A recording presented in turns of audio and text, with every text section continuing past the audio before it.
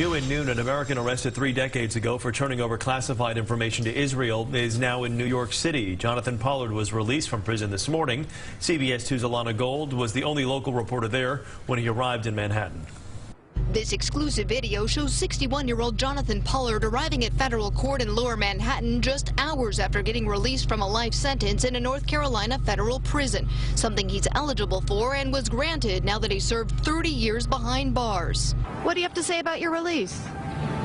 No comment. Pollard walked in with his wife and a supporter where he checked in with the probation office and got fitted for an ankle bracelet. He's not allowed to travel outside the country for 5 years and his computer will be monitored. His attorney calls these conditions onerous and oppressive. He's now challenging these terms and filed a petition to ease restrictions, something he wouldn't talk about outside of court.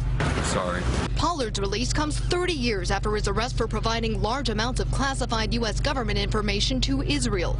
Until the mid-1980s, Jonathan Pollard was a Navy intelligence analyst who had access to secret documents relating to Israel and its Arab neighbors. He pleaded guilty to 1 count of conspiracy to commit espionage, and it's a case that's divided public opinion and relations between Israel and its closest ally.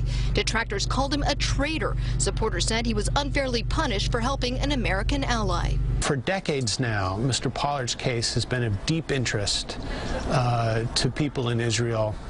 There was a period of time where Israel was not acknowledging that Mr. Pollard had been a spy.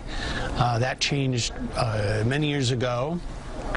He is now recognized widely in Israel as somebody who could be looked at as a hero. In fact, his name has been used as a bargaining chip in the Mideast peace process. Israeli Prime Minister Benjamin Netanyahu released a statement on today's events and said the people of Israel welcome the release of Jonathan Pollard.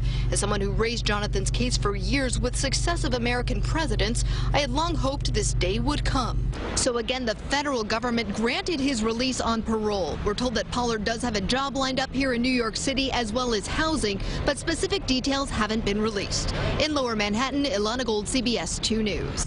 The White House said today that it had no plans to alter the terms of Pollard's parole.